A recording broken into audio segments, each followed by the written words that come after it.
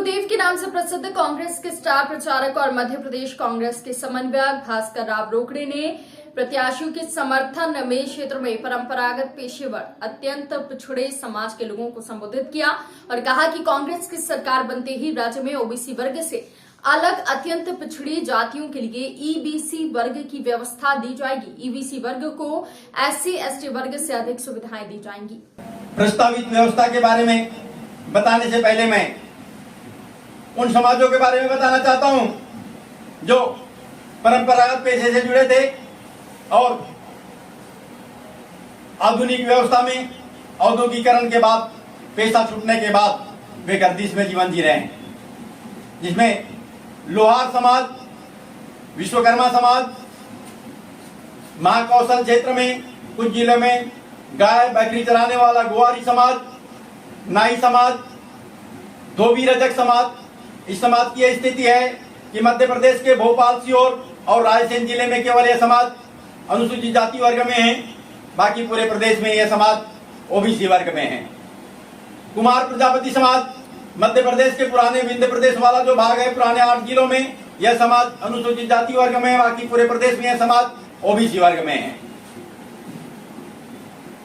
आपका नाई समाज, बंजारा समाज जो घुमंतु जाति में आता है, ओबीसी वर्ग में है। आपका भेड़ बकरी पालने वाला पाल समाज,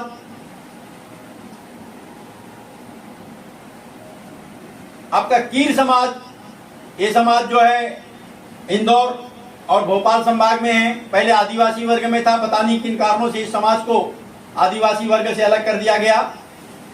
पनिका समाज, ये पुराने विंध्य प्रदेश में अभी भी जो पुराने जिले हैं वहां अभी भी ये समाज जो है आदिवासी वर्ग में है, बाकी पूरे प्रदेश में यह ओबीसी वर्ग में ले लिया गया है। इसी प्रकार गायरी धनगर समाज, ये भी चरवाहा समाज होता है। तो और भी कुछ समाज इस टाइप के हैं। गुवारी समाज की तो स्थिति यह है कि वे पूर्णतः आदिवासी के समान ही जीवन जीते हैं, वनांचल में ही रहते हैं, गाय भैंस चराते हैं। इन समाज की बड़ी विचित्र स्थिति बनी हुई। कुछ समाज तो परंपरागत पेशा इसलिए छीन लिया गया कि उद्योग बढ़े, जैसे फूड प्रोसेसिंग इंडस्ट्री बड़ी आने से ये ढीमर मादी समाज जो लाई मुर्रा चना बनाते हैं, ये सब उद्योगों में बनने लग गया। नदी नालों में नाव की अब जरूरत नहीं पड़ रही क्योंकि पुल बन गए। ऐसे ही सब समाज है जिनका व्यवसाय छीन गया परंपरागत, और अब आजीविका चलाना इनके लिए कठिन हो गया है। तो इन सारे समाजों को अत्यंत पिछड़ा वर्ग में शामिल करने की आवश्यकता है। अत्यंत पिछड़ा वर्ग अर्थात ईबीसी। ईबीसी का मतलब क्या? Extremely backward class. ये नया क्लास होगा, तो आखिर इस क्लास की क्या व्यवस्था होगी? अरे भाई, ये वो समाज है, अगर ये आदिवासी वर्ग में भी रहता है तो आदिवासी वर्ग जो अब कुछ समाज उसमें से जो विकास को मुख्य धारा से जुड़ चुका है, उस वर्ग के साथ भी ये प्रतियोगिता नहीं कर सकते। अनुसूचित जाति में रहता है तो अनुसूचित जाति वर्ग के जो अब प्रगति को प्राप्त कर चुके समाज हैं, उस समाज के साथ ये प्रतिस्पर्धा नहीं कर सकता। इसलिए इस समाज को ईबीसी वर्ग की जो समाज है, ईबीसी वर्ग की जो जातियां हैं, इन जातियों को SC/ST वर्ग से भी अधिक सुविधा देने की जरूरत है और ये देनी होगी ईबीसी वर्ग की। अब बात आती है, मुझको पत्रकारों ने पूछा हर जगह, ये कैसे होगा, इसका वैधानिक रूप क्या होगा? तो पहले ईबीसी आयोग बनेगा। ईबीसी आयोग ये निर्धारित करेगा कि किस किस जिले में कौन से ऐसे समाज है जो पेशेवर समाज रहा है, जिनका पेशा छूट गया है और जिनका जीवन अब आजीविका चलाना जिनका कठिन हो गया है।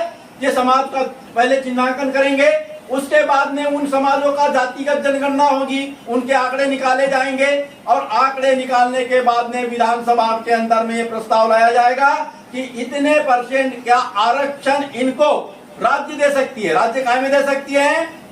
स्थानीय चुनाव, पंचायत चुनाव, निकाय चुनाव में दे सकती है, प्रदेश स्तर की नौकरियों में दे सकती है, तो आरक्षण की व्यवस्था भी दे सकती है। इसके अलावा क्या होगा, प्रत्येक समाज के लिए, जैसे गोवारी समाज है, गोवारी विकास प्राधिकरण बनाना पड़ेगा, धनगर गायरी विकास प्राधिकरण बनाना पड़ेगा, रजक जो समाज है उसके लिए अलग प्राधिकरण बनाना पड़ेगा, कुमार समाज के लिए जो माटी कला बोर्ड बनाया गया उसको प्राधिकरण में बदलना पड़ेगा, इसी प्रकार कीर समाज के लिए अलग बनाना पड़ेगा, पनिका समाज के लिए प्राधिकरण अलग से बनाना पड़ेगा, लोहार विश्वकर्मा समाज के लिए प्राधिकरण अलग से बनाना पड़ेगा।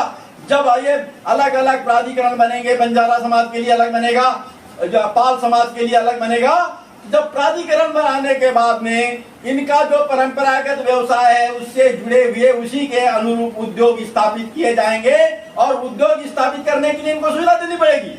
अगर किसी औद्योगिक क्षेत्र में उद्योग लगाना है तो उसको लैंड सब्सिडी देनी पड़ेगी, कैपिटल सब्सिडी देनी पड़ेगी, इंटरेस्ट सब्सिडी देनी पड़ेगी और हर प्रकार की सब्सिडी देने के बाद में उनको औद्योगिक क्षेत्र में स्थापित करना होगा, तब जाकर इस समाज का विकास होगा। शिक्षा के लिए आरक्षण देना पड़ेगा, शिक्षा के लिए व्यवस्था देनी पड़ेगी।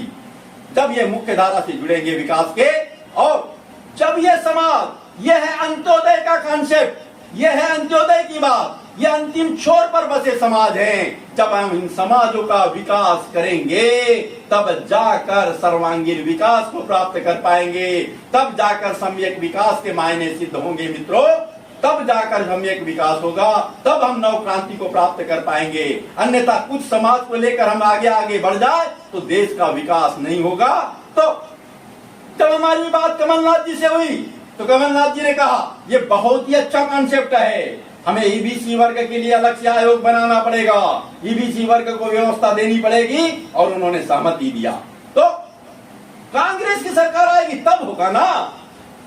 आप लोगों ने सोच ही लिया है कांग्रेस की ही सरकार बनाना है, मैं जानता हूं, लेकिन मित्रों यहां जितने लोग हैं इनके भरोसे नहीं बनेगी। आपको घर जाना है, अपने नातेदार, रिश्तेदार, परिवार सब लोगों को बताना है, आसपास पड़ोस के लोगों को बताना है, अग्रिम पंक्ति में जो समाज आ चुके हैं उनको भी सोचना है, जो मध्य स्तर पर समाज है उनको भी सोचना है।